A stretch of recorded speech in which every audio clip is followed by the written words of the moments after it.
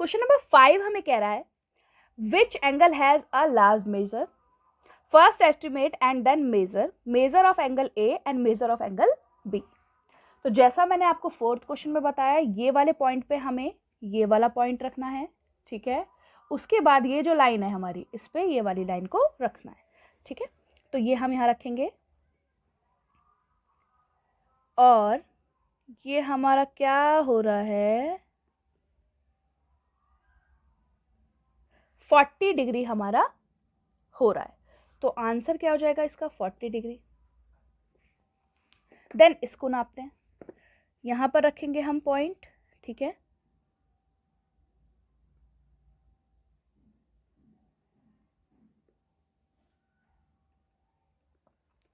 ये हमारा 70 और 60 दोनों के बीच में आ रहा है, तो यानी कि 65 के लमसम होगा, ठीक है। तो ये वाला कौन सा वाला लार्ज हो जाएगा, एंगल बी। सिक्स्थ में क्या है, question number 6, from these two angle which has large measure, इसमें भी फिफ्थ की तरह हमें बताना है, estimate then confirm by measuring them. अब इसको मेजर करेंगे तो यहां रखेंगे, ठीक है।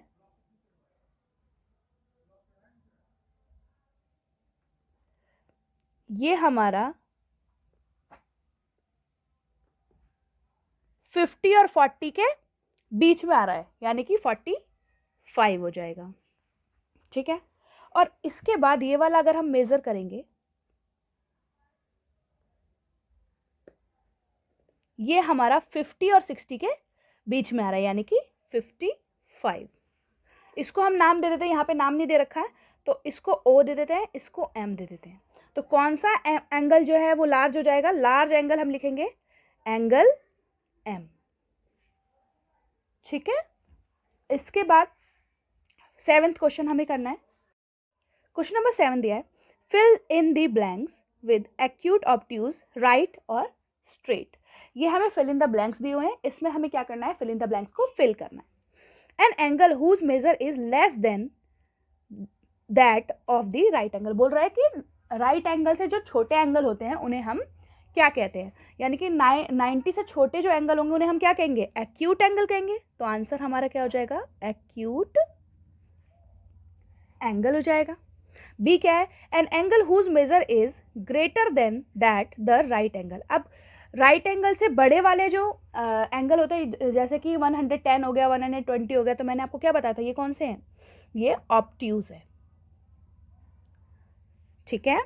सी दिया है, an angle whose measure is sum of the measure of two right angle. अब टू राइट एंगल को मेजर करेंगे और सम करेंगे उनका, तो हमारी वैल्यू क्या आती है, 180 डिग्री आती है, यानी कि वो हमारा क्या हो जाएगा, स्ट्रेट एंगल हो जाएगा। तो आंसर विल बी स्ट्रेट।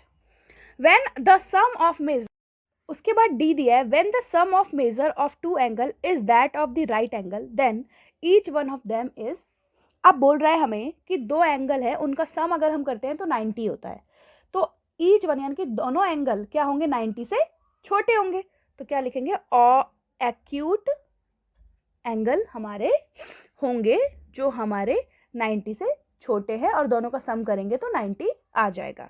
उसके बाद ई बोला है, when the sum of measure of two angle is that of straight angle and it one of them acute then the other should be obtuse. हमारा answer क्या हो जाएगा, obtuse angle हो जाएगा, ठीक है।